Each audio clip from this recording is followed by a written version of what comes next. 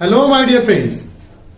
Welcome back to the lecture series of Judicial Examination. I am Dr. Wasim I Khan, Assistant Professor, Shri Shivaji Law College, Parbhani, Maharashtra, India. In today's lecture, we will discuss Section 66 to Section 73A of Indian Evidence Act 1872, which is a part and parcel of topic of documentary evidence. What exactly the admissibility of documentary evidence is there, we will discuss under this particular lecture. तो आज का हमारा point of discussion है section 66 to section 73A Indian Evidence Act का. इसका पूरा concept हम discuss करेंगे, साथ ही साथ हम डिस्कस करेंगे इस पर पूछे गए क्वेश्चंस और ऐसे क्वेश्चंस जो एग्जामिनर इस पर पूछ सकता है. So without wasting your much time, let's start the topic.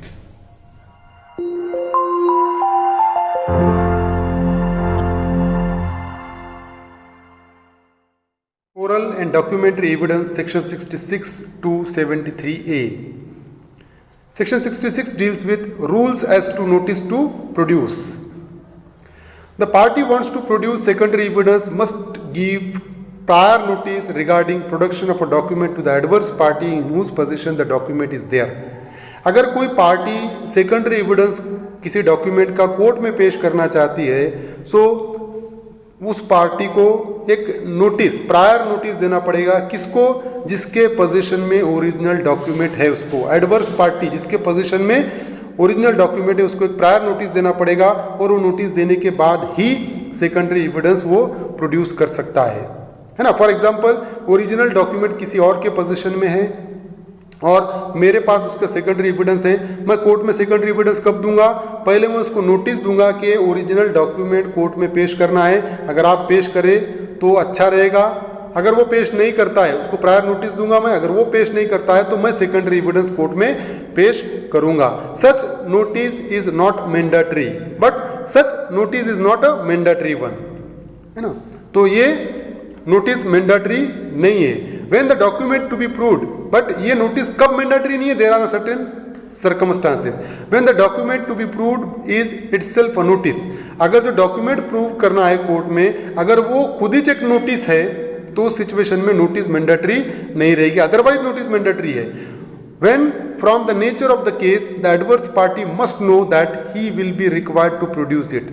तो केस का नेचर ही ऐसा है कि एडवर्स पार्टी को ये नॉलेज रहना है कि उसको ओरिजिनल डॉक्यूमेंट प्रोड्यूस करना है. अगर एडवर्स पार्टी को ये नॉलेज है, केस का नेचर ही ऐसा है कि उसको नॉलेज है कि उसको ओरिजिनल डॉक्यूमेंट प्रोड्यूस करना पड़ेगा. अगर ऐसी सिचुएशन है तो नोटिस देने की ज़रूरत नहीं है. When adverse party has obtained possession of original bye fraud और फोर्स, अगर एडवर्स पार्टी ने पोजेशन जो डॉक्यूमेंट का बाय फोर्स या बाय फ्रॉड अगर लिया है तो उस सिचुएशन में एडवर्स पार्टी को नोटिस देने की ज़रूरत नहीं है सेकेंडरी एविडेंस प्रोड्यूस करने के पहले. Then when the adverse party और his agent has the original in court, अगर एडवर्स पार्टी या उसका एजेंट ने ऑलरेडी ओरिजिनल डॉक्यूमेंट कोर्ट में पेश कर दिया है तो उस सिचुएशन में नोटिस देने की जरूरत नहीं है, डायरेक्टली सेकेंडरी एविडेंस कोर्ट में प्रोड्यूस किया जा सकता है. व्हेन द एडवर्स पार्टी और his agent has admitted the loss of the document, अगर एडवर्स पार्टी ने या उसके एजेंट ने ओरिजिनल डॉक्यूमेंट गुम हो गया है, अगर ये फैक्ट एडमिट किया है, उस सिचुएशन में भी सेकेंडरी एविडेंस प्रोड्यूस करने के लिए नोटिस कंपलसरी नहीं होगी. When the person in possession of the document is out of reach of or no subject to the process of the court, ऐसा जो एडवर्स पार्टी है जिसके पोजीशन में ओरिजिनल डॉक्यूमेंट है वो कोर्ट के रीच के बाहर है, कोर्ट के जुरिस्डिक्शन के बाहर है और उसको कंपेल नहीं किया जा सकता डॉक्यूमेंट प्रोड्यूस करने के लिए, तो उस सिचुएशन में भी सेकेंडरी एविडेंस देने के लिए नोटिस की कोई ज़रूरत नहीं है. That is section 66. Now section 67. Proof of signature and handwriting of person alleged to have signed or written document produced. If a document is alleged to be signed or have been written wholly or in part by any person, the signature or the handwriting of so much of the document as is alleged to be in that person's handwriting must be proved to be in his handwriting. जब कभी भी कोई document, if the document is alleged to be signed or to have been written wholly or in part by any person, अगर जो document court में पेश किया गया है वो अगर ये कहा जा रहा है कि ये पर्सन के पर्टिकुलर पर्सन की हैंड राइटिंग में है या ये उसकी साइन है, तो द सिग्नेचर और the handwriting of so much of the document as is alleged to be in that person handwriting must be proved to be in his handwriting. तो suppose अगर मैं document पेश कर रहा हूं court में और मैं ये कह रहा हूं कि ये डॉक्यूमेंट पे एक ही सिग्नेचर है या एक ही हैंड राइटिंग है, तो मुझे वो प्रूव करना पड़ेगा कि ये एक ही हैंड राइटिंग है या ये एक ही सिग्नेचर है। Now section 67A, proof as to digital signature. So except in the case of a secure digital signature, if the digital signature of any subscriber is alleged to have been affixed to an electronic record, the fact that such a digital signature is the digital signature of the subscriber must be proved. जब कभी भी digital signature को prove करने की बात होगी और अगर वो सिक्योर डिजिटल सिग्नेचर नहीं है, दूसरी कोई डिजिटल सिग्नेचर है, तो उस सिचुएशन में क्या करना पड़ेगा कि ये डिजिटल सिग्नेचर पे ये पर्टिकुलर सब्सक्राइबर की ही ये डिजिटल सिग्नेचर है, ये प्रूव करना पड़ेगा। समझ रहे हो? मैं कह रहा हूं कि ये पर्टिकुलर पर्सन की डिजिटल सिग्नेचर है, तो मुझे वो प्रूव करना पड़ेगा कि उसी की है। The burden of proof lies on me. Now proof as to digital signature पे प्रोबेबल क्वेश्चन है, which of the following section of Indian Evidence Act gives provision regarding proof as to electronic signature? Section 65A, 65B, 67A, 73A. So 67A is a correct answer. Now section 68, proof of execution of document required by law to be attested. If a document is required by law to be attested, it shall not be used as evidence. अगर कोई document law के से required है कि वो attested ही होना चाहिए, तो उसको एज ए एविडेंस यूज नहीं कर सकते। कब तक? Until one attesting witness at least has been called for the purpose of proving its execution, if there be an attesting witness alive and subject to the process of the court and capable of giving evidence. For example, किसी document पे दो witness की signature है, तो अगर वो document को prove करना है तो एटलीस्ट एक विटनेस को कोर्ट में बुलाना पड़ेगा, एटलीस्ट एक विटनेस को बुलाना पड़ेगा कोर्ट में उस डॉक्यूमेंट को प्रूव करने के लिए, अगर वो विटनेस अलाइव है तो।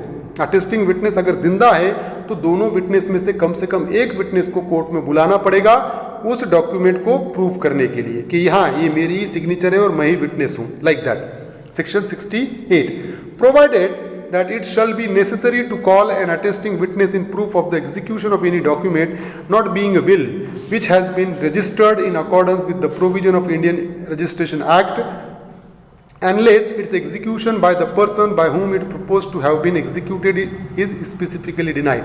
तो अगर विल है तो विल को प्रूव करने के लिए विटनेस को बुलाने की ज़रूरत नहीं है, जब तक कि अगर उस एग्जीक्यूशन ऑफ विल को ही डिनाइड नहीं करते, स्पेसिफिकली एग्जीक्यूशन ऑफ विल को डिनाई नहीं किया जा सकता, जब तक कि विल को प्रूव करने के लिए कोई विटनेस को बुलाने की ज़रूरत नहीं है। सेक्शन 68 पे पूछा जा सकता है question, a document required by law to be attested can be proved under section 68 of evidence act only by calling both the attesting witness, by calling at least one of the attesting witnesses, by calling none of the attesting witness but by calling some other person who has the knowledge of the contents. All of the above are correct. तो अगर हम देखें तो एक भी witness को बुलाए तब भी सफिशिएंट है, तो B is a correct answer. Another probable question is that the calling of at least one attesting witness to prove a document under section 68 is not necessary when the document other than a will is registered under the Indian Registration Act, when the document including will is registered under the Indian Registration Act, when the document irrespective of whether it is a will is registered under the Indian Registration Act. Both B and C are correct, so the option first is correct. When the document other than a will is registered under the Indian registration act, will को छोड़कर अगर दूसरा कोई document registered किया गया registration act में तो उसको विटनेस को बुलाने की जरूरत नहीं होगी। Now section 69, proof where no attesting witness found. If no such attesting witness can be found or if the document proposed to have been executed in the United Kingdom, it must be proved that the attestation of one attesting witness at least is in his handwriting and that the signature of the person executing the document is in the handwriting of that person. तो अगर for example attesting witness नहीं मिल रहा है और documents proposed to have been executed in United kingdom, अगर UK में वो document execute हुआ है तो it must be proved that the attestation of one witness at least is in his handwriting. तो ये प्रूव करना जरूरी है कि जो अटेस्टेशन है वो विटनेस का, वो उसकी हैंड राइटिंग में है, and that the signature of the person executing the document is in the handwriting of that person, या वो जो सिग्नेचर है, and that the signature of a person executing the document, जिस person ने document execute किया उसकी signature उसी की हैंड राइटिंग में है, एटलीस्ट ये प्रूव करना पड़ेगा सेक्शन 69 में। Section 70, admission of execution by party to attested document. The admission of a party to an attested document of its execution by himself shall be sufficient proof of its execution as against him, though it be document required by law to be attested. So the admission of a party to an attested document of its execution by himself shall be sufficient proof कि कोई person ने खुद ने जो execute किया हुआ है document, अगर वो ही एडमिट करता है कि party to an attested document, though it be document required by law to be attested, तो वहां उस सिचुएशन में क्या होगा, the admission of a party to an attested document of its execution by himself, attested document का execution वो जो party ने एग्जीक्यूट किया है वही खुद एडमिट करता है, shall be sufficient proof of its execution against him, तो वो उसके अगेंस्ट में उस डॉक्यूमेंट के एग्जीक्यूशन का सफिशिएंट प्रूफ रहेगा, and though it be a document required by law to be attested, भले ही वो डॉक्यूमेंट अटेस्टेड रहना जरूरी है लॉ के तरफ से, लेकिन अगर जिसने एग्जीक्यूट किया वही अगर एडमिट कर रहा है उसका एग्जीक्यूशन, तो that will be a proof. Now section 71, proof when attesting witness deny the execution. If the attesting witness denies or does not recollect the execution of the document, its execution may be proved by other evidence. अगर जो witness है वो deny करता है या वो recollect नहीं कर रहा है उसका एग्जीक्यूशन, वो डिनाई करता है कि मेरी सिग्नेचर ही नहीं है, या ये बोल रहा है कि मुझे ध्यान में ही नहीं आ रहा है कि मेरा ही है, मैंने किया या किसी और ने किया, तो its execution may be proved by other evidence, तो डॉक्यूमेंट का एग्जीक्यूशन दूसरे एविडेंस के जरिए प्रूफ होगा। Section 72, proof of document not required by law to be attested. So an attesting document not required by law to be attested may be proved as if it was unattested. तो एक आधा attested document है, but law में ये compulsory नहीं है कि वो डॉक्यूमेंट अटेस्टेड हो, समझ रहे हो, एक डॉक्यूमेंट है वो अटेस्टेड है लेकिन लॉ में बाउंड नहीं है उसको अटेस्टेड करना। बहुत से डॉक्यूमेंट होते हैं कि जिसका लॉ में अटेस्टेशन जरूरी नहीं है, हम अटेस्टेशन करते हैं। अब उस सिचुएशन में उसको प्रूफ कैसा करेंगे, अगर वो डॉक्यूमेंट अनअटेस्टेड रहता तो हम जिस तरीके से प्रूफ करते उसी तरीके से हम प्रूफ कर सकते हैं उस डॉक्यूमेंट को। Now section 73, comparison of signature, writing or seal with other admitted or proved. In order to ascertain whether a signature, writing or seal is that of a person by whom it proposed to have been written or made, any signature, writing or seal admitted or proved to the satisfaction of the court to have been written or made by that person may be compared with the one which is to be proved। जब कभी भी किसी person की signature या writing या seal question में court के सामने उसको प्रूव करना है, तो ऐसी सिग्नेचर, ऐसी राइटिंग, ऐसी सील जो पार्टी ने एडमिट की उससे डिस्प्यूटेड को कंपेयर करेंगे और उस तरीके से उसको प्रूव किया जा सकता है सेक्शन 73 के हिसाब से। Now section 73A, proof as to verification of digital signature. In order to ascertain whether a digital signature is that of a person by whom it proposed to have been affixed, the court may direct that the person or the controller or the certifying authority to produce the digital signature certificate. Any other person to apply the public key listed in the digital signature certificate and verify the digital signature purported to have been affixed by that person.